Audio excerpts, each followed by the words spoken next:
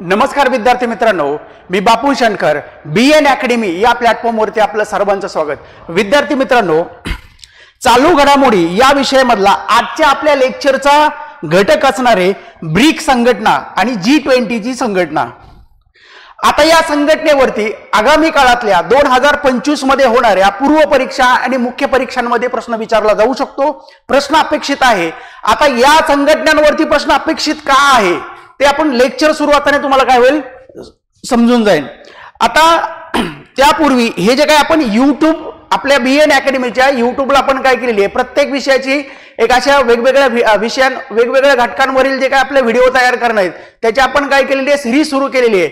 आता ही सिरीज का सुरू केलेली आहे, जे काय 2025 मध्ये नोव्हेंबर महिन्यामध्ये ग्रुप बी आणि ग्रुप सी या पूर्व परीक्षा होणार आहेत आणि या पूर्व परीक्षांसाठी ही सिरीज असणार आहे। आणि या दोन ज्या काही पूर्व परीक्षा आहेत नोव्हेंबर महिन्यातल्या, या नोव्हेंबर महिन्यातल्या पूर्व परीक्षांसाठी आपण काय केलेली आहे, बीएन अकॅडमी तर्फे एक डिसिप्लिन बॅच सुद्धा काय केलेली आहे, लॉन्च केलेली आहे। आणि ही डिसिप्लिन बॅच 13 मे पासून सुरू होते। कधीपासून सुरू होते? 13 मे पासून सुरू होते। या बॅचची जर कुणाला इन्फॉर्मेशन पाहिजे असेल, हवी असेल तर आपल्या बीएन अकॅडमीच्या ऍप्लिकेशनवरती, टेलिग्राम चॅनलवरती, त्याचबरोबर इंदुलाल कॉम्प्लेक्स मध्ये आपल्या ऑफिसचा आपलं ऑफिस आहे, त्या ठिकाणी तुम्हाला काय होईल याची संपूर्ण इन्फॉर्मेशन मिळून जाईल। आता या ठिकाणी आपण काय करूया, लेक्चरला सुरू करूया। आता हे लेक्चर सुरू करण्यापूर्वी आपल्या लेक्चरचं स्वरूप कसं असणार आहे, म्हणजे हा लेक्चर कसा असणार आहे, आपण लेक्चरमध्ये कोणती माहिती देणार आहोत, ज्या काय आपण संघटना, दोन संघटना पाहतोय, कोणती ब्रिक्स संघटना आणि G20 ची संघटना।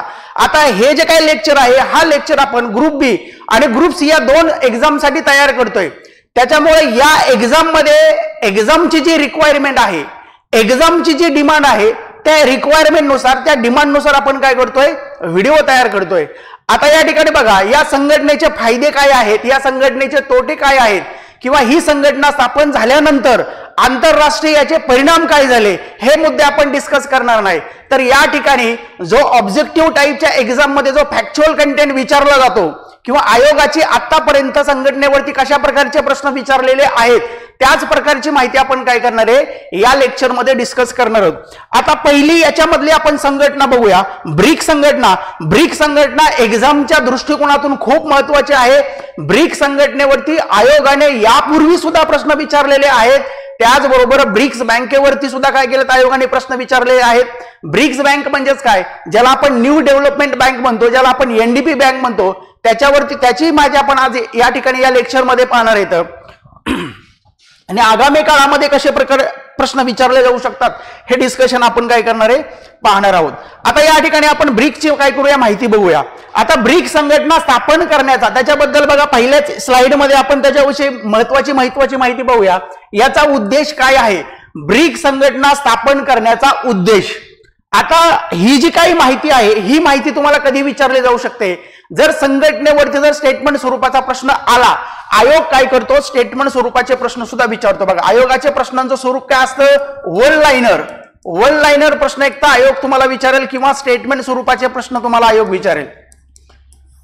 वन लाइनर प्रश्न म्हणजेच काय, की तुम्हाला एका वाक्यामध्ये प्रश्न विचारलेला असतो। स्टेटमेंट स्वरूपाचे प्रश्न म्हणजेच काय, त्याची काठिण्य पातळी जर आयोगाला एखाद्या टॉपिक वरती प्रश्न विचारायचा आणि आयोगाला जर काठिण्य पातळी वाढवायची असेल तर आयोग काय करतो, स्टेटमेंट स्वरूपाचे प्रश्न विचारतो। स्टेटमेंट स्वरूपाचे प्रश्न म्हणजेच काय, तुम्हाला 3 ते 4 स्टेटमेंट दिले जातात अ ब क ड मध्ये, आणि त्याच्यानंतर त्याची परत काय केली जातात, उत्तर। एक तर दिलेली जी काही विधानं आहेत ती योग्य विधानं ओळखा किंवा अयोग्य विधानं ओळखा, अशा प्रकारचा काय केला जातो, स्टेटमेंट स्वरूपाचा प्रश्न विचारला जातो आयोग।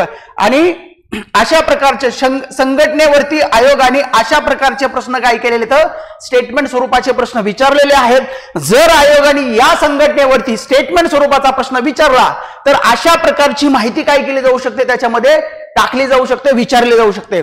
आता याच्यामध्ये बघू आपण उद्देश, ब्रिक्स संघटना स्थापन करण्याचा उद्देश काय आहे। काय आहे हा उद्देश, राजकीय सुद्धा आहे आणि आर्थिक सुद्धा आहे।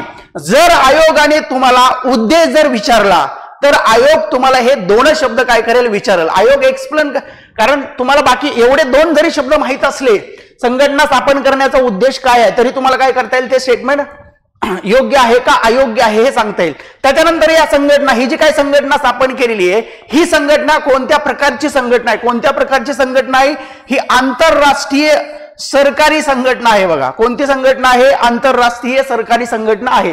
त्याच्यानंतर ब्रिक हा मूळतः हा जो काय आता या ठिकाणी काय हा शब्द कुठून आलेला आहे किंवा पहिल्यांदा हा शब्द कुणी वापरलेला आहे? आयोग असे सुद्धा काय करतो प्रश्न विचारतो. आयोगाने कालचे म्हणजे 2 फेब्रुवारी 2024 ला जो काही ग्रुप बी ची पूर्व परीक्षा झाली या ग्रुप बी च्या पूर्व परीक्षेमध्ये अशा प्रकारचा आयोगाने काय केलेला आहे प्रश्न विचारलेला आहे. क्वांटम हा शब्द सुरुवातीला सर्वप्रथम कोणी वापरलेला आहे कोणी उल्लेख केलेला आहे अशा प्रकारचा आयोगाने काय केलेला आहे प्रश्न विचारलेला आहे. त्याच्यामुळे ब्रिक हा शब्द पहिल्यांदा कोणी वापरला होता हे सुद्धा तुम्हाला माहित असणं अपेक्षित आहे. ब्रिटिश अर्थशास्त्रज्ञ जिम ओ नील यांनी काय केलेला हा शब्द वापरलेला आहे. हे नाव तुम्हाला माहित असणं गरजेचं आहे. याच्यावरती जर स्टेटमेंट स्वरूपाचा प्रश्न जर आयोगाने विचारला तर ही माहिती आपल्याला काय केली जाऊ शकते विचारले जाऊ शकते. त्याच्यानंतर बघा अध्यक्ष आयोगाने बघा ज्या वेळेस संघटनेवरती प्रश्न विचारलेला आहे स्टेटमेंट स्वरूपाचा प्रश्न विचारलेला आहे आयोग 2 प्रकारची माहिती विचारतो. आता ही जी काही माहिती आहे ही 2 प्रकारची माहिती काय केली जाऊ शकते. आता इथं जर वन लाईनर प्रश्न विचारला संघटनेवरती जर वन लाईनर प्रश्न विचारला म्हणजे कसा की ती परिषद कोणत्या ठिकाणी पार पडलेली आहे म्हणजे त्या संघटनेची जी काही शिखर परिषद आहे मग तुम्हाला दिलं जाईल की 2023 असेल 2024 असेल किंवा 2025 असेल त्या वर्षाची जी काही परिषद आहे ती कोणत्या देशामध्ये पार पडलेली आहे कोणत्या ठिकाणी पार पडलेली आहे कोणत्या शहरामध्ये पार पडलेली आहे. जर आयोगाने वन लाईनर स्वरूपाचा प्रश्न विचारला तर ठिकाण तुम्हाला विचारलं जाईल तुम्हाला देश विचारला जाईल तुम्हाला शहर विचारलं जाईल. पण आयोगाने आतापर्यंत आयोगाचा पॅटर्न आयोगाची रिक्वायरमेंट जर आपण पाहिली तर आयोगाने हीच माहिती ज्यावेळेस स्टेटमेंट स्वरूपामध्ये विचारलेली आहे त्यावेळेस आयोग असं कधीच विचारत नाही की ती परिषद कोणत्या ठिकाणी पार पडलेली आहे. आयोगाने विचारलेलं आहे त्या परिषदेचं 2023 ला किंवा 2024 ला 2025 ला कोणतंही तुम्हाला वर्ष काय केलं जाईल दिलं जाईल त्या वर्षी त्या संघटनेचं अध्यक्षपद कुणाकडे होतं. आयोगाने स्टेटमेंट स्वरूपामध्ये माहिती तीच आहे. अध्यक्षपद कुणाकडे असतं ज्या देशामध्ये ती परिषद पार पडलेली आहे त्या देशाकडे त्या संघटनेचं काय असतं त्या परिषदेचं काय असतं अध्यक्षपद असतं. म्हणून तुम्हाला वन लाईनर प्रश्न जर आयोगाने विचारला तर तुम्हाला विचारला जाईल की ती परिषद कोणत्या ठिकाणी पार पडलेली आणि तीच माहिती जर आयोगाने तुम्हाला स्टेटमेंट स्वरूपाच्या प्रश्नामध्ये विचारली तर तुम्हाला काय विचारलं जाईल अध्यक्षपद. आता बघा ब्रिकचं सध्याचं अध्यक्षपद ब्राझीलचे जे अध्यक्ष आहेत कोणते लुईस इनासिओ लुला दी सिल्वा यांच्याकडे आहे. कारण या देशामध्ये 2025 ची जी काही परिषद आहे ब्रिक संघटनेची ही ब्रिक संघटनेची परिषद कोणत्या देशामध्ये 2025 मध्ये पार पडते ब्राझीलमध्ये पार पडते. म्हणून याचे अध्यक्ष कोण आहेत हे ब्राझीलचे अध्यक्ष ब्राझीलकडे याचं अध्यक्षपद आहे ब्राझील या देशाकडे याचं अध्यक्षपद आहे. ही माहिती सुद्धा तुम्हाला काय केली जाऊ शकते कारण या माहितीवरती संघटनेवरती ज्यावेळेस प्रश्न विचारलेले आहेत आयोगाने ठिकाणं विचारलेली आहेत. त्याच्यानंतर आपण पाहूया आता ज्या काही इतिहास आपण बघूया ब्रिक संघटनेचा इतिहास. ही ब्रिक संघटना स्थापन कशी झालेली आहे कुठून स्थापन झालेली आहे तिचं स्थापना वर्ष तुम्हाला माहित असणं अपेक्षित आहे. त्याचबरोबर ज्या महत्वाच्या परिषदा झालेल्या आहेत त्या महत्वाच्या परिषदा सुद्धा तुम्हाला माहित असणं अपेक्षित आहे. या ठिकाणी सुद्धा आयोग काय करतो प्रश्न विचारतो.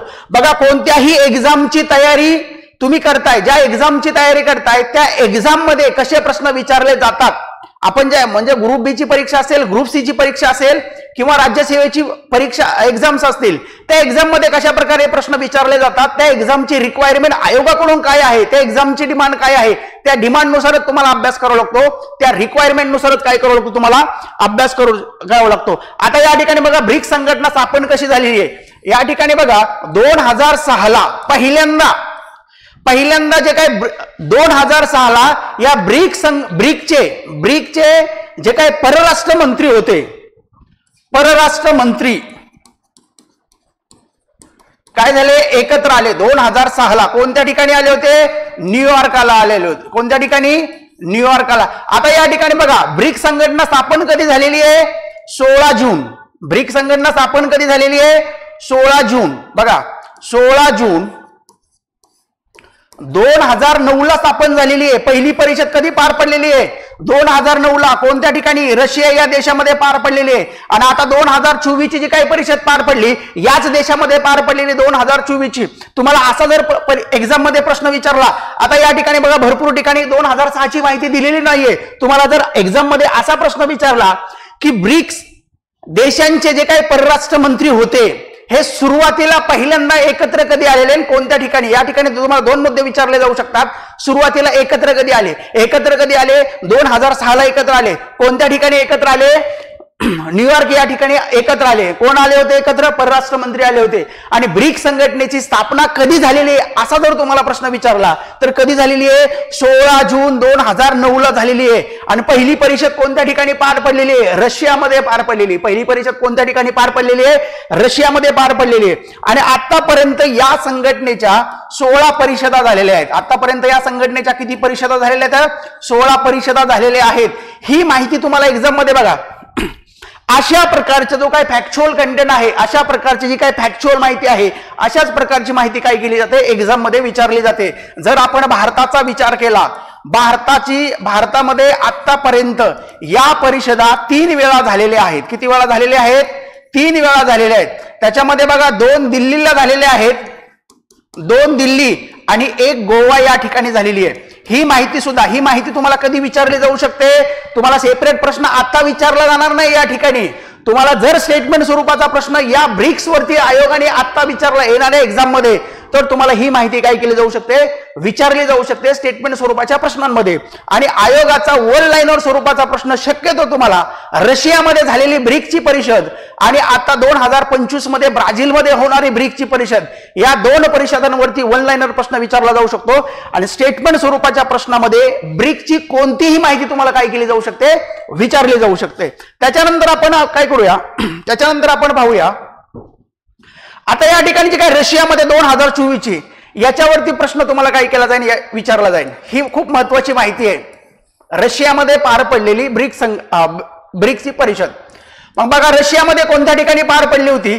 कझान या ठिकाणी पार पडलेली. हे तुम्हाला काय केलं जाईल? ठिकाण विचारलं जाईल. हे शहर तुम्हाला काय केलं जाईल? विचारलं जाईल की ब्रिक्स परिषद 2024 ची ब्रिक्सची परिषद खालीलपैकी कोणत्या ठिकाणी पार पडलेली? कोणत्या ठिकाणी पार पडलेली? कझान या ठिकाणी पार पडलेली आहे. तुम्हाला स्टेटमेंट स्वरूपाच्या प्रश्नामध्ये सुद्धा काय केली जाऊ शकते?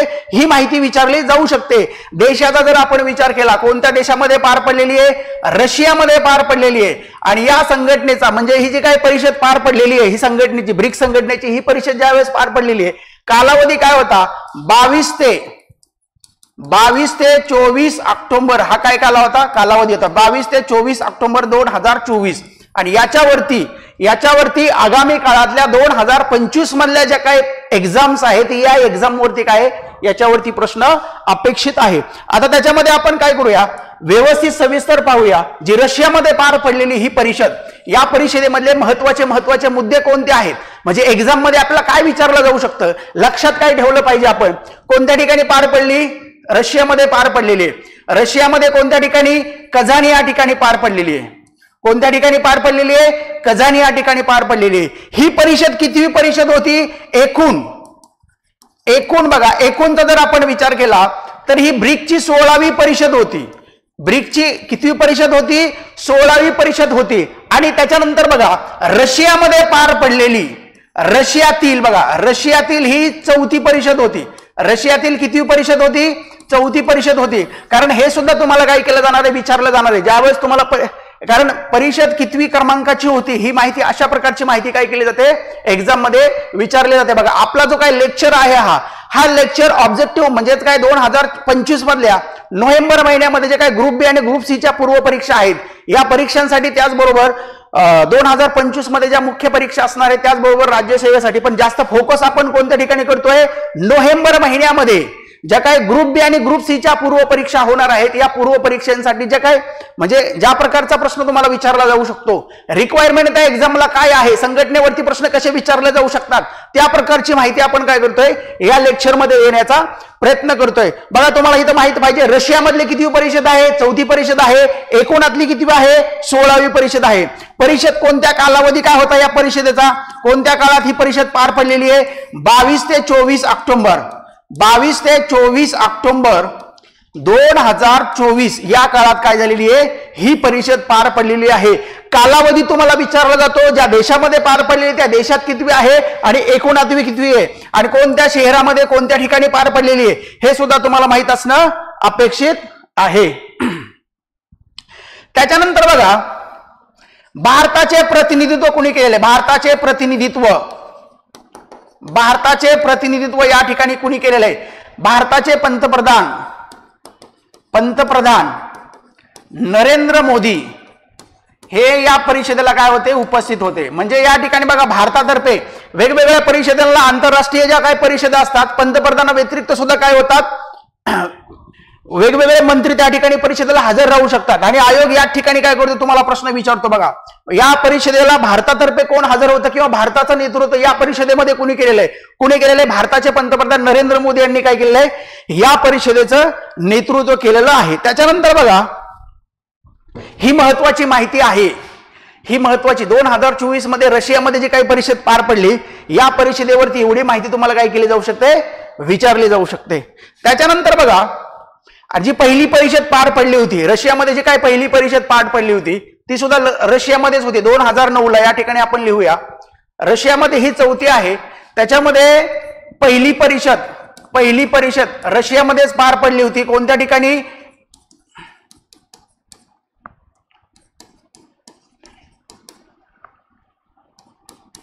एकातेरिनबर्ग या ठिकाणी काय होती? रशियामध्ये पहिली परिषद रशियामध्येच पार पडलेली, 16वी परिषद रशियामध्येच पार पडलेली, आणि रशियामध्ये पार पडणारी ही कितवी परिषद आहे? चौथी परिषद आहे. त्याच्यानंतर बघा, या परिषदेमधला आता ब्रिक्सचा या वर्षी विचारला जाणारा सर्वात महत्वाचा जर कुठला कंटेंट असेल किंवा कोणत्या माहितीवरती आयोग तुम्हाला प्रश्न विचारू शकतो, तर या माहितीवरती तुम्हाला आयोग काय करणार आहे? प्रश्न विचारू शकतो. ही सर्वात महत्वाची माहिती ब्रिक्सची सध्याची का माहिती आहे? कारण बघा, सध्या ब्रिक्सचा काय केलेला आहे? विस्तार केलेला आहे. काय केलेला आहे? विस्तार केलेला आहे. आणि या विस्तारावरती आयोगाचा प्रश्न असणार आहे, लक्षात ठेवा. आयोगाचा प्रश्न या विस्तारावरती तुम्हाला असणार आहे.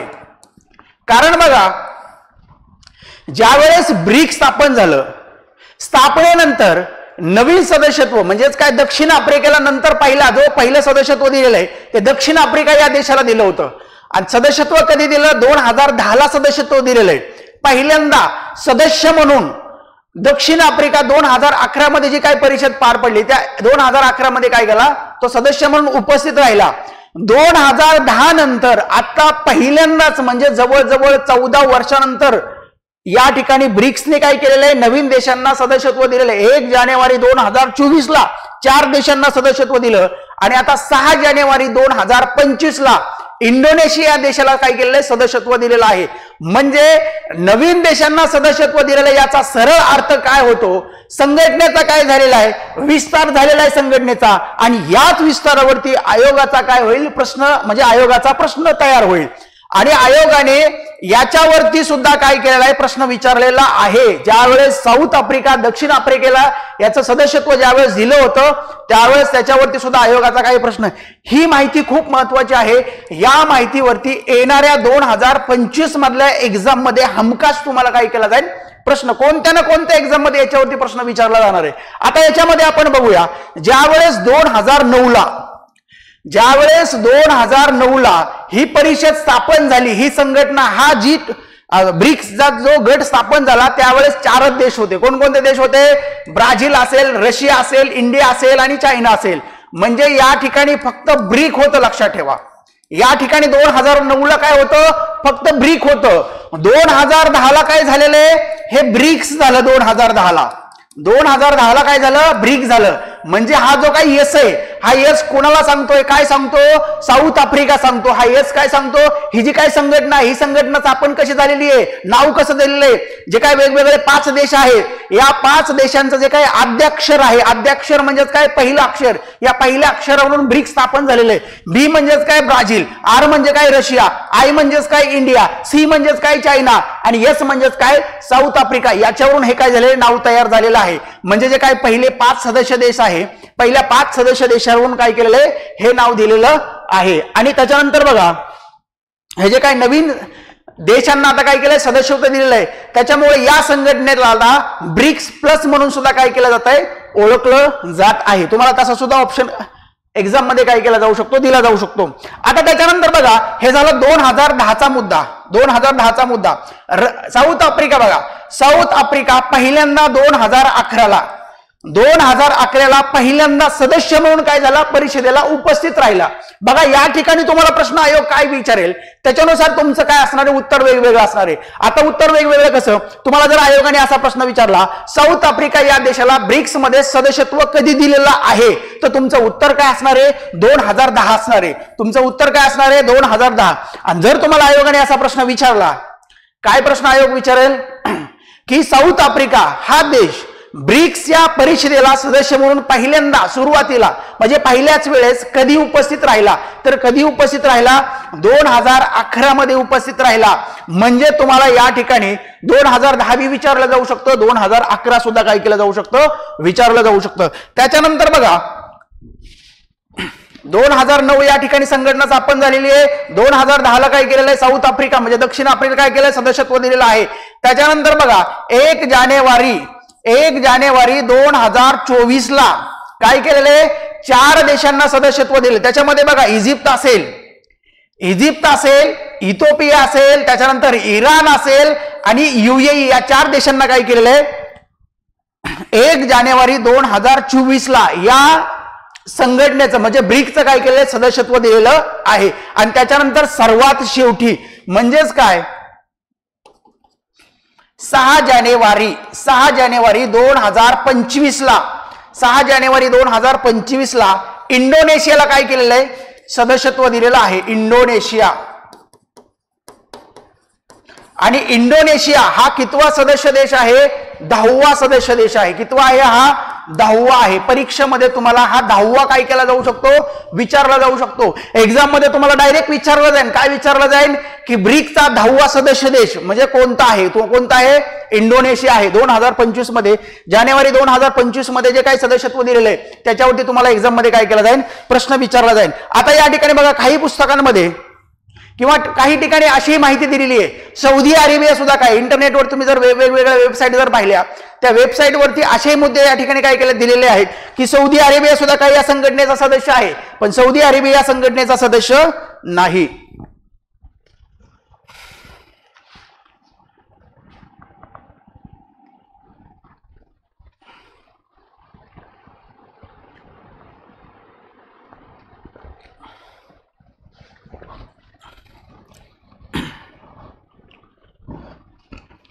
बघा 2023 मध्ये 6 देशांना सदस्यत्वासाठी काय केलं होतं, निमंत्रित केलं होतं. किती देशांना, 6 देशांना. मग त्याच्यामध्ये हे 4 देश कोणकोणते, इजिप्त असेल, इथिओपिया असेल, इराण असेल आणि UAE हे 4 देश. आणि त्याच्यानंतर सौदी अरेबिया आणि अर्जेंटिना हे 2 देश होते. या 2 देशांवरती सुद्धा तुम्हाला काय केला जाऊ शकतो, प्रश्न विचारला जाऊ शकतो. प्रश्न कसा विचारला जाऊ शकतो बघा, सौदी अरेबिया हा एक देश झाला आणि कुठला, अर्जेंटिना. आता या ठिकाणी ह्याच्यावरती प्रश्न काय विचारला जाऊ शकतो, यांनी काय केलेलं आहे, नकार दिलेला आहे. यांनी काय केलेलं आहे, नकार दिलेला आहे. आता का नकार दिलेला आहे तेही तुम्हाला सांगतो. आणि त्याच्यानंतर अजून सामील झालेला नाही, हा अजून सामील झालेला नाही, हा अजून सामील झालेला नाही. आता या ठिकाणी बघा इथं तुम्हाला काय विचारलं जाऊ शकतं, 6 देशांना काय केलं होतं, निमंत्रित केलं सदस्यत्वासाठी, पण 4 देशांनी काय केलं, सदस्यत्व स्वीकारलं. कधी सदस्यत्व स्वीकारलं, 1 जानेवारी 2024 ला. मग राहिलेल्या 2 देशांचं काय झालं, या ठिकाणी सौदी अरेबियाची प्रोसेस अजून चालू आहे, यांना अजून सदस्यत्व दिलेलं नाही.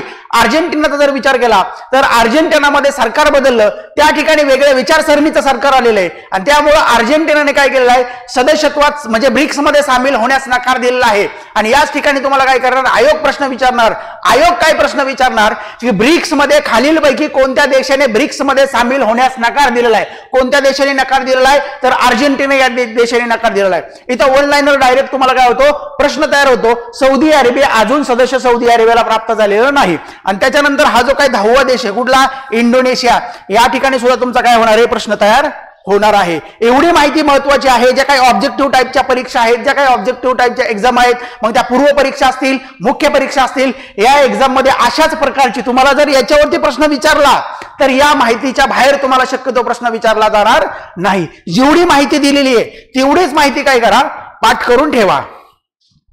आता आपण काय पाहिलं की 2024 मध्ये रशियाच्या कझान या ठिकाणी, या शहरामध्ये 22 ते 24 ऑक्टोबर 24 मध्ये काय झाली, 16वी परिषद पार पडली. आता 17वी परिषद बघा, 17व्या परिषदेवरती सुद्धा तुम्हाला काय केला जाऊ शकतो, एक्झाम मध्ये प्रश्न विचारला जाऊ शकतो. आणि कोणत्या ठिकाणी बघा, ब्राझीलमध्ये होणार आहे. 17वी जी काय ब्रिक्सची 2025 ची परिषद आहे, 2025 ची परिषद कोणत्या ठिकाणी होणार आहे, ब्राझील या ठिकाणी होणार आहे. कोणत्या ठिकाणी होणार आहे, ब्राझील या ठिकाणी होणार आहे. म्हणजेच काय की 2025चं जे काय अध्यक्षपद आहे कोणत्या देशाकडे आहे, ब्राझील या देशाकडे आहे अध्यक्षपद.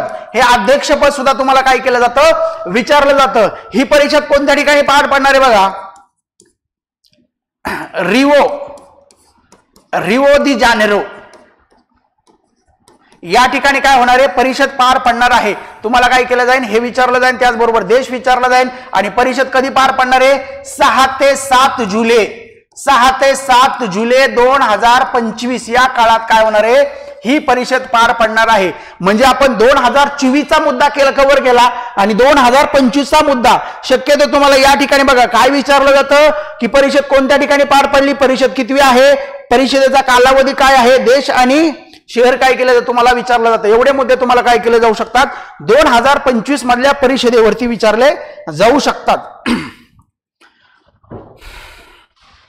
आता ज्या काही ब्रिक्सच्या ज्या काही महत्वाच्या शिखर परिषदे होत्या त्याच्या इतिहासावरती सुद्धा आपण काय केलं, थोडंफार डिस्कशन केलं. अशाच प्रकारची माहिती जर याच्यावरती ब्रिक्सवरती जर आयोगाचा प्रश्न तयार झाला किंवा आयोगाने जर प्रश्न विचारला तर अशाच प्रकारची आपण आता लेक्चरमध्ये जे काही माहिती डिस्कस केलेली आहे त्याच माहितीवरती तुम्हाला काय केलं, तशाच प्रकारची माहिती एक्झाम मध्ये काय केली जाईल, विचारली जाईल. बघा आता या ठिकाणी बघा प्रश्न याच्यावरती हमखास तुम्हाला शक्यतो विचारला जाणार आहे. का विचारला जाणार आहे प्रश्न याच्यावरती, कारण 2010 नंतर पहिल्यांदा काय केलेलं आहे, ब्रिक्सचा विस्तार केलेला आहे. ब्रिक्सचा विस्तार ही खूप मोठी घटना आहे, लक्षात ठेवा. खूप महत्वाचा बदल आहे. आणि अशा बदलांवरती ज्यावेळेस अशा प्रकारचे बदल केले जातात त्यावेळेस त्या बदलांवरती काय होतात, आयोगाचे प्रश्न तयार होतात. म्हणून त्या ठिकाणी आतापर्यंत जी काही माहिती आपण डिस्कस केलेली आहे त्या माहितीवरती प्रश्न अपेक्षित आहे. आता त्याच्यानंतर ब्रिक्स बँकेची आपण ब्रिक्स संघटनेची न्यू डेव्हलपमेंट बँक यालाच आपण काय म्हणतो, याला एनडीबी सुद्धा म्हणतात. बघा एनडीबी म्हणजेच काय, एनडीबी म्हणजेच काय, न्यू डेव्हलपमेंट बँक. या ठिकाणी बघा न्यू डेव्हलपमेंट बँक यालाच बघा याला ब्रिक्स बँक सुद्धा म्हणतात, लक्षात ठेवा. यालाच काय म्हणतात, ब्रिक्स बँक म्हणतात. ब्रिक्स बँक का म्हणतात, कारण ब्रिक्स देशांनी काय केलेली आहे, ही बँक तयार केलेली आहे. आता ही बँक स्थापन करण्याचा उद्देश काय आहे, बँक का स्थापन केलेली असणार आहे, बघा जे काही IMF असेल, जागतिक बँक असतील, यांचा प्रभाव कमी करण्यासाठी, यांचं जे काही नियंत्रण आहे हे नियंत्रण करण्यासाठी, प्रभाव कमी करण्यासाठी काय केलेली आहे, ही ब्रिक्स देशांनी काय केलेली आहे, बँक स्थापन केलेली आहे. आता आपण काय करूया, याचा इतिहास बघूया. याची संकल्पना पहिल्यांदा कधी आलेली आहे, संकल्पना कधी मांडलेली आहे, या बँकेची संकल्पना प्रथम कधी मांडलेली आहे आणि कोणत्या ठिकाणी मांडलेली, बघा 2012ला ही संकल्पना काय केली, ही भारतामध्ये दिल्लीत मांडली. लक्षात ठेवा 2012ला कोणत्या ठिकाणी मांडली, दिल्लीमध्ये ही संकल्पना. कारण परीक्षेमध्ये तुम्हाला काय प्रश्न या ठिकाणी विचारला जातोय त्याच्यानुसार तुम्हाला, कारण आयोग काय करतो, आयोगाची जो काय तुम्हाला जे विचारले त्याच्यानुसार तुम्हाला माहिती काय करावं लागेल, द्यावी लागणार आहे. जर तुम्हाला असा प्रश्न विचारला आयोगाने की एनडीबीची पहिल्यांदा संकल्पना किंवा कल्पना पहिल्यांदा कधी मांडलेली आहे, ही कल्पना पहिल्यांदा कधी मांडलेली आहे, 2012ला कल्पना मांडलेली आहे. त्याच्यानंतर बघा स्थापन कधी झालेली आहे, स्थापन 2014ला काय झालेलं आहे, करार झालेला आहे. 2014ला करार झालेला आणि करारानुसार काय झालेली आहे, ही स्थापन झालेली आहे.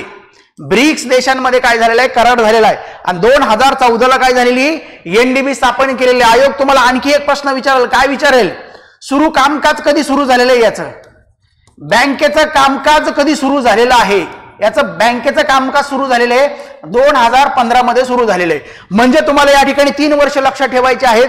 कल्पना पहिल्यांदा एनडीबीची कल्पना कधी मांडलेली आहे, 2012ला मांडलेली आहे. कोणत्या ठिकाणी मांडलेली आहे, दिल्लीमध्ये मांडलेली आहे. आणि त्याच्यानंतर बघा 2014ला पहिल्यांदा जो काय या ब्रिक्स देशांमध्ये काय झाला, करार झाला आणि या करारानुसार काय केलेली, ही बँक स्थापन झालेली आहे. आणि बँकेचं कामकाज सुरू कधी झालेले आहे, 2015ला. म्हणजे 3 वर्ष तुम्हाला काय करायचे तर लक्षात ठेवायची आहेत. बघा याचं मुख्यालय कोणत्या ठिकाणी आहे, शांघायला मुख्यालय आहे. कोणत्या ठिकाणी आहे, शांघायला, चीन या देशामध्ये या बँकेचं मुख्यालय. तुम्हाला मुख्यालय सुद्धा काय केलं जाऊ शकतं, विचारलं जाऊ शकतं. आणि आयोगाने याच्यावरती काय केलेला आहे, प्रश्न विचारलेला आहे. एनडीबी वरती आयोगाने प्रश्न विचारलेला आहे आणि येणाऱ्या परीक्षेमध्ये सुद्धा याच्यावरती प्रश्न अपेक्षित आहे. नुकताच याचा काय झालेला आहे, नुकताच काय झालेला आहे, इंडोनेशिया याचा काय झालेला आहे, सदस्यत्व झालेला आहे. इंडोनेशिया बघा, इंडोनेशिया हा ब्रिक्सचा काय झालेला आहे, सदस्य झालेला आहे.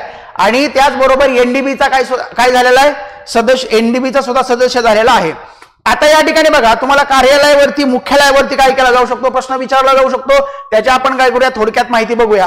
याचं मुख्यालय, एनडीबीचं मुख्यालय कोणत्या ठिकाणी आहे, शांघायला आहे. कोणत्या देशामध्ये आहे, चीनमध्ये आहे. त्याच्यानंतर हे झालं मुख्यालय, तुम्हाला मुख्यालय विचारलं जाईल. त्याचबरोबर जी काय प्रादेशिक कार्यालय आहे, ही प्रादेशिक कार्यालय सुद्धा तुम्हाला काय केली जाऊ शकतील, विचारले जातील. बघा, मग एनडीबीचं पहिलं प्रादेशिक कार्यालय कोणत्या ठिकाणी आहे, तुम्हाला असा डायरेक्ट काय केला जाईल, शब्द टाकला जाईल की एनडीबीचं पहिलं प्रादेशिक कार्यालय कोणत्या ठिकाणी आहे. कोणत्या ठिकाणी आहे, जोहान्सबर्ग या ठिकाणी आहे. देशाचा जर आपण विचार केला तर कोणत्या देशामध्ये आहे, दक्षिण आफ्रिका या देशामध्ये आहे. त्याच्यानंतर बघा, याचं एनडीबीचं दुसरं प्रादेशिक कार्यालय कोणत्या ठिकाणी आहे, साओ पाउलो. कोणत्या ठिकाणी, साओ पाउलो. आणि कोणत्या देशामध्ये आहे, ब्राझीलमध्ये. आणि त्याच्यानंतर बघा, नंतर या कार्यालय, या प्रादेशिक कार्यालयानंतर गिफ्ट सिटी म्हणजे गुजरातमध्ये आणि मॉस्को या दोन ठिकाणी सुद्धा यांची कार्यालय आहेत.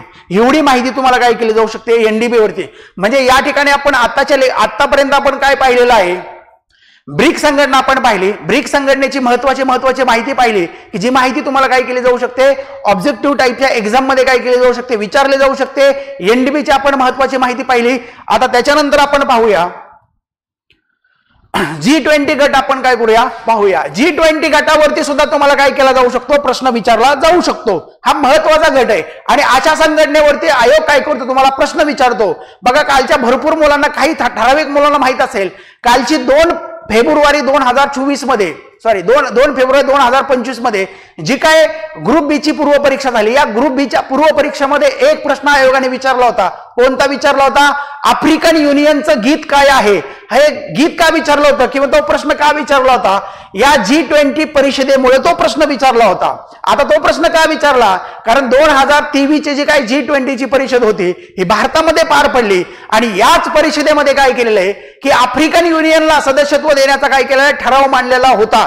आणि त्यामुळे तो मुद्दा, आफ्रिकन युनियन खूप चर्चेमध्ये होता. म्हणून आयोगाने या G20 वरती डायरेक्ट प्रश्न न विचारता या G20 मध्ये ज्या आफ्रिकन युनियनला सदस्यत्व दिलं, जो ठराव मांडला, त्याच्यामुळे आफ्रिकन युनियनचं काय केलं, गीत विचारलं. म्हणजे तो प्रश्न विचारण्याचं कारण काय होतं, रिझन काय होतं, भारतामध्ये पार पडलेली 2023 ची G20 ची परिषद लक्षात ठेवा.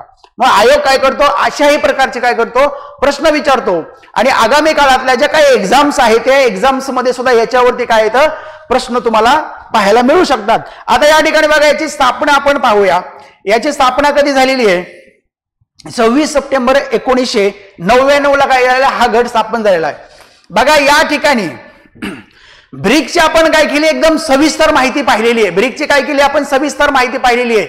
ब्रिक्स वरती तुम्हाला जर स्टेटमेंट स्वरूपाचा प्रश्न जर विचारला, म्हणजे G20 वरती ज्या पद्धतीने प्रश्न विचारला जाऊ शकतो, त्यापेक्षा जास्त माहिती तुम्हाला ब्रिक्स वरती काय केली जाऊ शकते, विचारली जाऊ शकते. त्याच्यामुळे तो मुद्दा आपण काय केला, डिटेल्स मध्ये कव्हर केलेला आहे. आता याच्याविषयी आपण काय करूया, माहिती बघूया. ही कोणत्या प्रकारची संघटना आहे, ही आंतरराष्ट्रीय संघटना आहे. कोणत्या प्रकारची संघटना आहे, आंतरराष्ट्रीय संघटना आहे. आता बघा, जागतिक आर्थिक संकटांना प्रतिसाद म्हणून G20 ची काय केलेली आहे, स्थापना केलेली आहे. हे सुद्धा तुम्हाला काय केलं जाऊ शकतं, विचारलं जाऊ शकतं. आणि 2008चा जर आपण विचार केला, 2008 पासून वर्षातून किमान एकदा शिखर परिषदेचं काय केलं, आयोजन केलं जातं. हा मुद्दा सुद्धा तुम्हाला काय केला जाऊ शकतो, स्टेटमेंट स्वरूपाच्या माहितीमध्ये, स्टेटमेंट स्वरूपाच्या प्रश्नामध्ये काय केला जाऊ शकतो, विचारला जाऊ शकतो. आता या ठिकाणी बघा,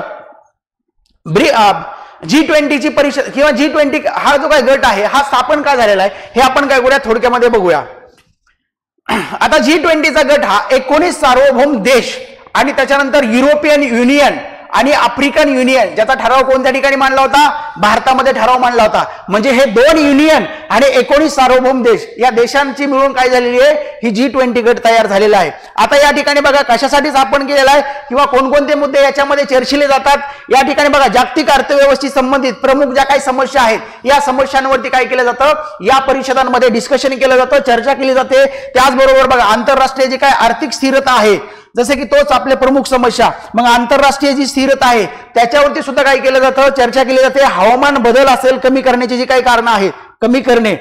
त्याचबरोबर जे शाश्वत विकास आहे, म्हणजे अशा वेगवेगळ्या प्रकारचे जे काही आंतरराष्ट्रीय मुद्दे असतात, या आंतरराष्ट्रीय मुद्द्यांवरती काय केले जातात, हे मुद्दे या परिषदांमध्ये काय केले जातात, डिस्कस केले जातात. आता हा मुद्दा तुम्हाला जर स्टेटमेंट स्वरूपाचा प्रश्न आयोगाने जर विचारला तर त्याच प्रश्नामध्ये काय केले जाऊ शकते, अशा प्रकारची माहिती विचारली जाऊ शकते.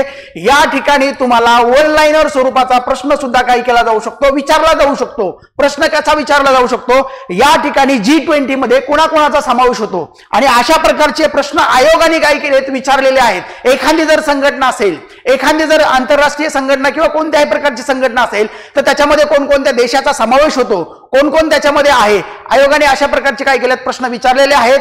कालच्या राज्यसेवेला, कालच्या म्हणजे काय 1 डिसेंबर 2024 मध्ये जी काय राज्यसेवेची पूर्व परीक्षा झाली त्या पूर्व परीक्षेमध्ये सुद्धा काय केलेलं तर संघटनेचा सदस्य विचारलेले आहेत. म्हणून या ठिकाणी सुद्धा म्हणजे आगामी काळातल्या परीक्षांमध्ये सुद्धा अशा प्रकारचे प्रश्न अपेक्षित आहेत. आता G20 मध्ये जे काही सदस्य देश आहेत, जे महत्वाचे देश आहेत, तुम्हाला सर्वच देश या ठिकाणी माहित असणं अपेक्षित आहे.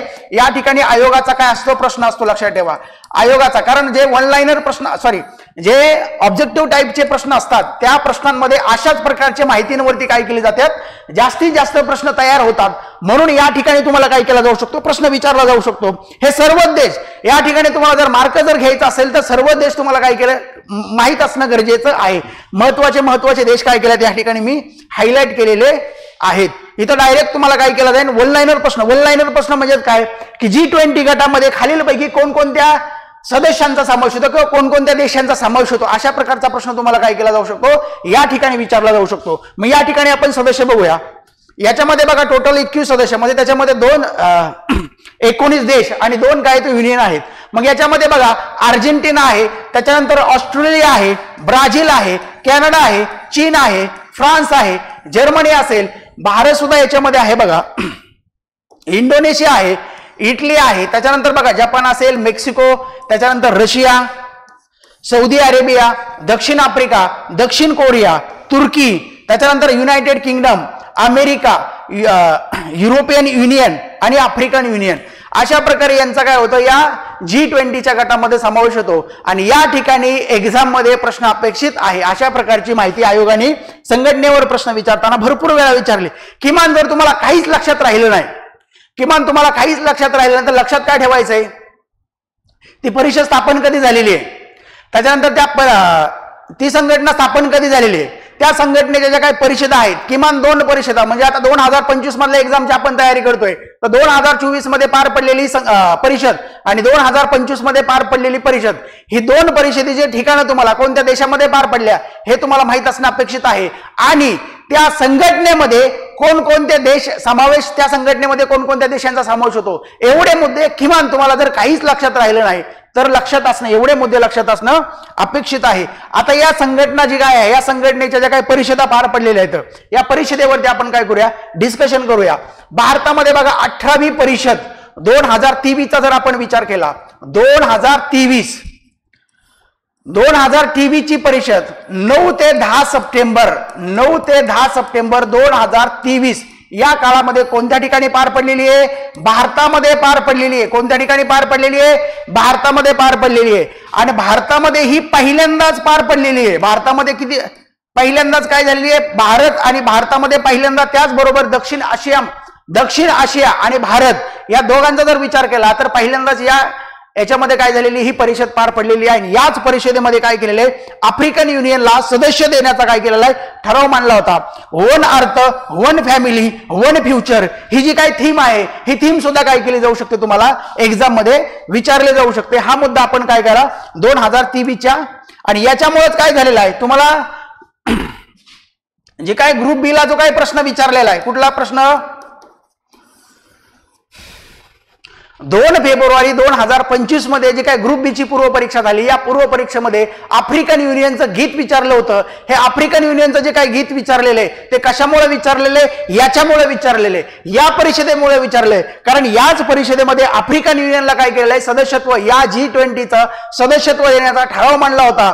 तो पास सुद्धा झाला, लक्षात ठेवा. आफ्रिकन युनियनला काय केलं, सदस्यत्व दिलं आणि त्यामुळे तो मुद्दा खूप चर्चेमध्ये, आफ्रिकन युनियन खूप चर्चेमध्ये होता. म्हणून आयोगाने G20 वरती डायरेक्ट प्रश्न न विचारता कशावरती प्रश्न विचारला, आफ्रिकन युनियनचं गीत काय आहे, हा चालू घडामोडीमधून काय केला होता, आयोगाने प्रश्न विचारला होता. त्याच्यानंतर 2023 चा मुद्दा झाला. 2024 चा आपण मुद्दा बघूया. 2024 ची परिषद कोणत्या ठिकाणी पार पडलेली, म्हणजे कितवी, 19वी परिषद कशाची, G20 ची. लक्षात ठेवा 19वी परिषद कधी पार पडलेली आहे, 18 ते 19 नोव्हेंबर, 18 ते 19 नोव्हेंबर 2024. कोणत्या ठिकाणी पार पडलेली आहे, ब्राझीलला पार पडलेली. कोणत्या ठिकाणी पार पडलेली आहे, ब्राझील. आणि हाच मुद्दा तुम्हाला फक्त काय केला जाऊ शकतो, विचारला जाऊ शकतो. एवढंच फक्त काय करा, लक्षात ठेवा. आणि त्याचबरोबर जी काय थीम आहे, जी काय बोधवाक्य आहे, न्याय जग शाश्वत ग्रह तयार करणे, एवढा मुद्दा काय करा, लक्षात ठेवा. आणि त्याच्यानंतर बघा 2025 चा मुद्दा तुम्हाला काय केला जाऊ शकतो, विचारला जाऊ शकतो. जी काय 20वी G20 ची परिषद आहे, 20वी कधी होणार आहे, 22 ते 23 नोव्हेंबर 2025 मध्ये पार पडणार आहे. कोणत्या ठिकाणी पार पडणार आहे, दक्षिण आफ्रिका या ठिकाणी पार पडणार आहे. जोहान्सबर्ग कोणत्या ठिकाणी, दक्षिण आफ्रिका. हा मुद्दा तुम्हाला काय केला जाऊ शकतो, विचारला जाऊ शकतो, दक्षिण आफ्रिका. कारण G20 वरती एवढेच मुद्दे तुम्हाला काय केले जातील, विचारले जाईल. बोधवाक्य काय आहे त्याचं, एकता, समानता आणि शाश्वतता, एवढे मुद्दे तुम्हाला काय केले जाऊ शकते आणि विचारले जातील. आता बघा आजच्या या आपल्या लेक्चरमध्ये आपण काय काय पाहिलेले, आजच्या लेक्चरमध्ये आपण 2 संघटना पाहिल्या. कोणकोणत्या संघटना, ब्रिक्स संघटना आपण पाहिली. त्याचबरोबर आपण ब्रिक्स संघटनेची ब्रिक्स बँक सुद्धा पाहिली, ज्याला आपण काय म्हणतो, NDB म्हणतो, न्यू डेव्हलपमेंट बँक. आणि त्याच्यानंतर आपण कोणती संघटना पाहिली, G20 संघटना पाहिली. आता या दोन्ही संघटनेवरती आयोग तुम्हाला 2025 मधल्या नोव्हेंबर महिन्यामध्ये जे काय ग्रुप बी आणि ग्रुप सी च्या पूर्व परीक्षा होणार आहे, या पूर्व परीक्षामध्ये कशा प्रकारचे प्रश्न विचारले जाऊ शकतात, त्याची रिक्वायरमेंट काय असू शकते, त्यानुसार आपण काय केलेलं आहे, या आजच्या लेक्चरमध्ये कंटेंट देण्याचा प्रयत्न केलेला आहे. आता हे जे काय लेक्चरची सिरीज आपण सुरू केलेली आहे, ही लेक्चरची सुरुवात आपण कशासाठी सुरू केलेली आहे, या परीक्षांसाठी. आणि BN अकॅडमी काय केलेली आहे, या एक्झामसाठी. बघा उद्याची जी काय 13 मेची जी काय 13 मे पासून याच्यावरती डिसिप्लिन बॅच सुद्धा आपण काय करतोय, सुरू करतोय. या ठिकाणी आपण काय करूया, थांबूया. धन्यवाद.